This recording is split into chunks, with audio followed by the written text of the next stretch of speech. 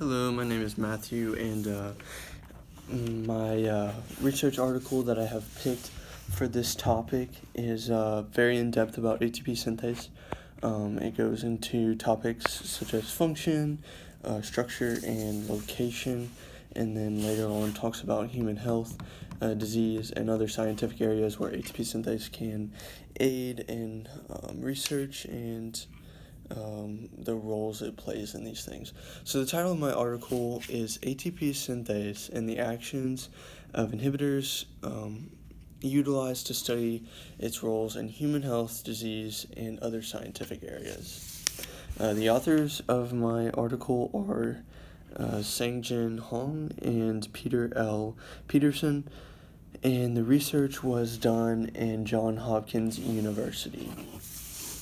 So the functions of ATP synthase, which are described in this article, are as follows, as which in the cell it is to participate in ATP synthase, which is the process of creating ATP from ADP and phosphate. This process is pretty much what powers the cell, what gives it energy, and typically it takes place in the mitochondria, which is why the mitochondria is called the powerhouse of the cell, because that is where energy is created. Typically in cells, it does take place in the mitochondria. It is present in all living organisms, and the location of it is the, like I said, mitochondria. It also is found in the bacteria of some cells and chloroplasts, thylakoids, as well as on the surfaces of various cell types.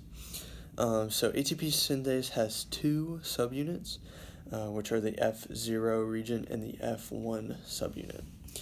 So the F1 subunit is comprised of the A, B, and C subunit, which act as the ATP-driven motors hydrolyzing ATP, because it is water-soluble, so it is able to have hydrolyzing bonds. And the F0 subunit containing alpha, beta, gamma, delta, and epsilon. These are the subunits that allows the ions to flow back in the process, turning the motors, creating the F1 subunit as a generator, forming ATP from the ADP. This is pretty much just some of the overview of the article, just some basic things. It does go into tremendous depth into each of these three regions, including the functions, location, and structure. And then it goes on to talk about the roles it plays in human health, solving disease problems, and other scientific areas such as research and things like that.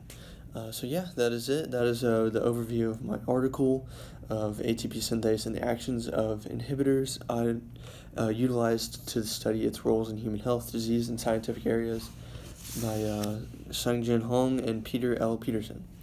Thank you.